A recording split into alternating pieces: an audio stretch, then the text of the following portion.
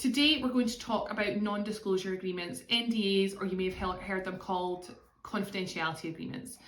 Now, you might hear a lot of the time people saying that NDAs aren't worth the paper that they're written on, and I kind of have some sympathy with that sometimes.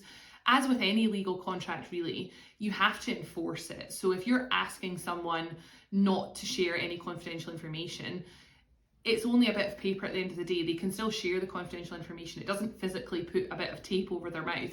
But what it does do is it gives you legal remedies if that is broken. So for example, if you have proprietary or sensitive data that you need to share with someone to continue a business discussion, it's really, really important that you have an NDA in place.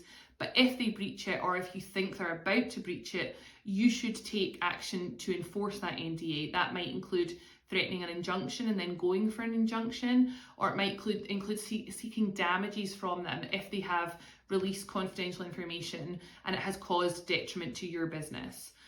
In terms of when you might want to think about using an NDA, sometimes people are a little bit nervous about giving them to other parties too quickly. For example, if they're having investor discussions, they don't want to put them off. There is a happy medium. You don't want to scare people off, but equally, if you will be releasing any information discussing that data that could cause you real harm if it gets out and if it is used by a competitor, for example, then an NDA is extremely advisable.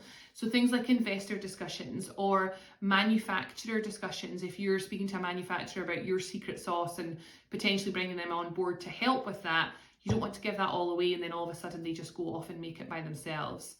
Equally, if you're talking to kind of potential senior level employees and you want to protect the confidential information from your business, that's another good opportunity to have an NDA signed. We work with clients who have NDAs signed literally every single day because of the amount of discussions that they are having. It's a really good practice to get into.